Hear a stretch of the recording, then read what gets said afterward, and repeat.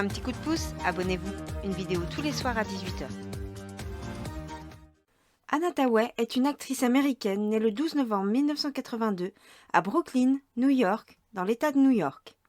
Sa première apparition à la télévision en 1999 dans la sitcom La Famille Green.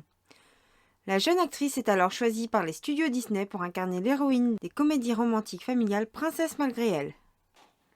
Anne Hathaway est à l'affiche de L'autre côté du paradis, un film de Mitch Davis avec Christopher Gorham, d'après une œuvre de Charles Dickens, Nicholas Nickleby, réalisé par Douglas McGrath, avec David Bradley et Charlie Hunnam. Elle est en tête d'affiche pour Ella au pays enchanté, une parodie de contes de fées. Anne reprend son rôle dans la suite de Princesse malgré elle, un mariage de princesse. Les films sont des succès commerciaux et lui offrent la possibilité de donner la réplique à Julie Andrews. Elle profite de cette exposition pour enchaîner avec l'un des rôles féminins secondaires du drame, Le secret de Brokeback Mountain, d'Ang Lee. Hathaway change de registre et joue dans un drame policier avec Joseph Gordon et Bijou Phillips, Jeu de gang.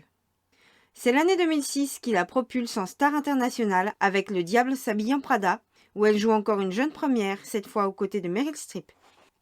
Elle s'aventure ainsi dans un registre plus ambitieux.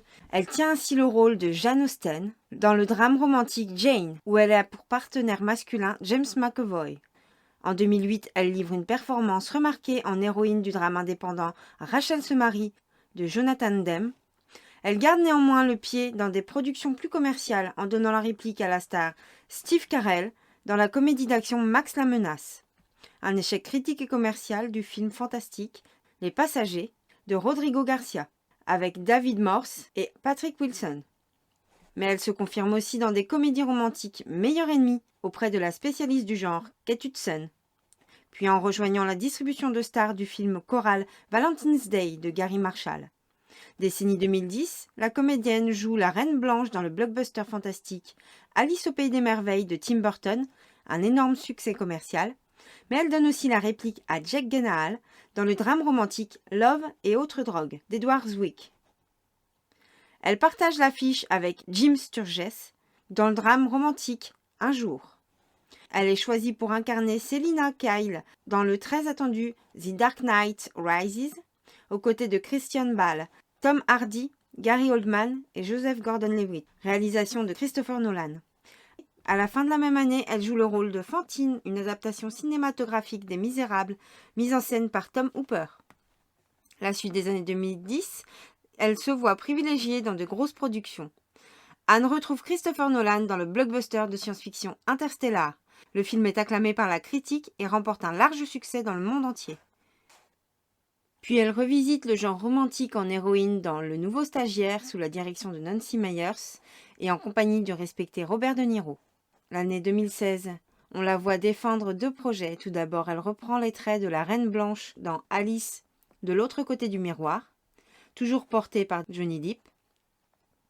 Puis elle surprend ensuite en étant la tête d'affiche d'une comédie de science-fiction indépendante Colossal, un projet original décalé et écrit et réalisé par Nacho Vigalondo.